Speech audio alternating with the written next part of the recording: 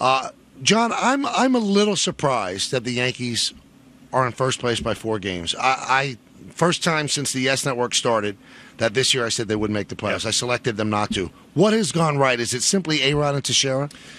Well, it's both of them, obviously. That's a big deal. Brian McCann is a different type of player. I mean, even in the clubhouse, he's shown some more leadership. And even just being out on the field, watching them go through their business, there's a little bit of a swagger going on right now. I think this team really believes that they have something special going. But I think if you had to pinpoint 2 things, it's Mark Teixeira and Alex Rodriguez. When you look at the team now and moving forward, do they have enough? Do they need more? Do you expect the Yankees to be active at the trade deadline? Brian Cashman made it sound to Michael and I yesterday as if there's going to be a deal, it's going to be a pretty small deal, John. Yeah, I would think so, Dave. I think at this point, if you look at the Yankees, their top end of the rotation, they're very happy with the guys they have. And if you look at the bullpen, it's a big-time strength of this club. So I think if you're a playoff team, they're going to be a very dangerous club to face. But that being said, we've seen Brian Cashman do this year in and year out. It might not be the big-name player that comes here to New York, but it's the player that fits this roster.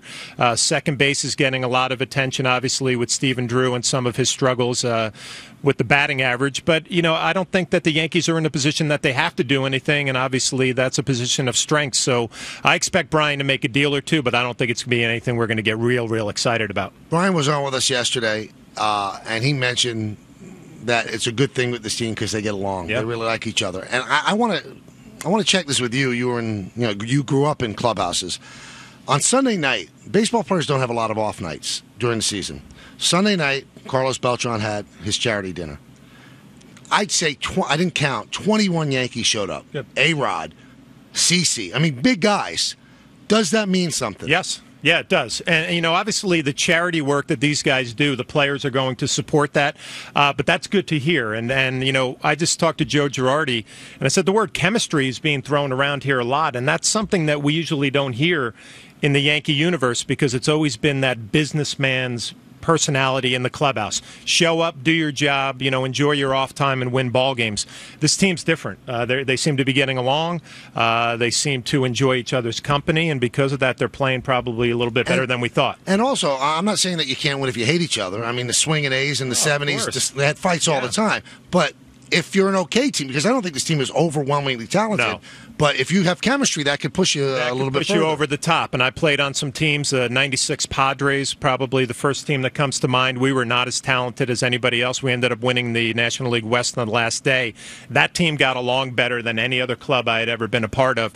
The Yankee teams got along, but there wasn't a whole lot of social time away from the field that we enjoyed together. Does it surprise you, John, that there are that it's been seamless? I mean, Mo goes 2 years ago, and Jeter goes last year, and it's a lot of new guys. And it's McCann and it's Miller, and it seems like it's a seamless transition in the locker room.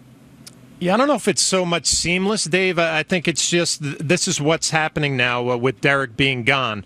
I thought Brian McCann last year, at the end of the year, his personality was starting to show a little bit more.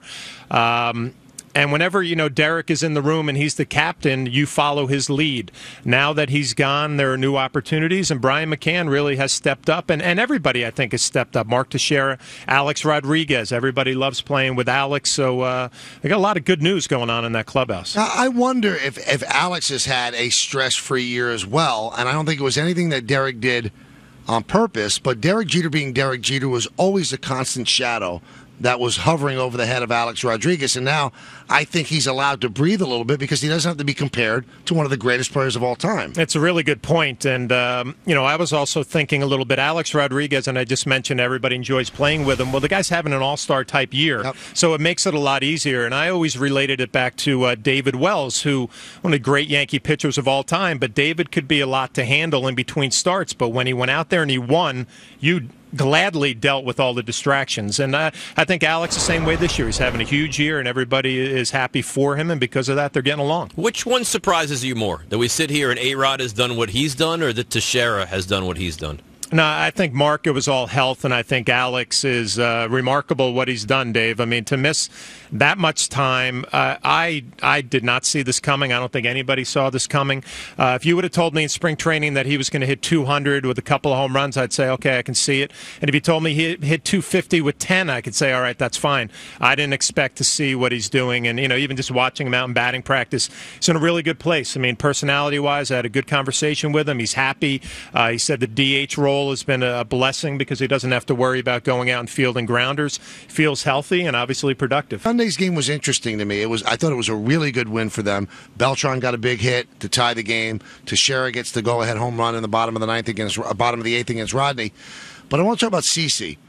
He looked better, I thought, than he's looked all year, and he's throwing 93 and 94 at times. Now, was that just a product of he's found something, or 11 days off? 11 days off, no doubt about it. I don't think we can expect to see that, but I think the one thing that you hope if you're a Yankee fan you saw was that he executed a little bit better in that ball game, and I've said it all along. He shows us some signs that he can be a winning pitcher, and then he'll make a mistake or two and it ends up in the seats. And the other day did a good job of limiting the damage, got into some trouble in a couple of the innings, but I think the velocity about 90-91, which is going to be plenty. He just has to eliminate the mistakes out over the plate, especially to the right-handed batters. If he can keep the ball in on the righties, he's going to be successful. You look at this division now. Yankees have a 4-game lead over the Orioles. The Orioles come to town now. 4.5 over Toronto, 4.5 over Tampa. I think Boston's done 9 games back. Yankees can really take a stranglehold on this division if they beat up the Orioles over the next couple of days, can't they? I think it's going to be a fun 3 days for Michael, myself, and Paul because I agree. I think Baltimore is the second best at this point, obviously, but I think they can give the Yankees a run for their money. They got Wieters back. They got Scope, their second baseman, back. Their bullpen is good. The rotation's getting a little bit better.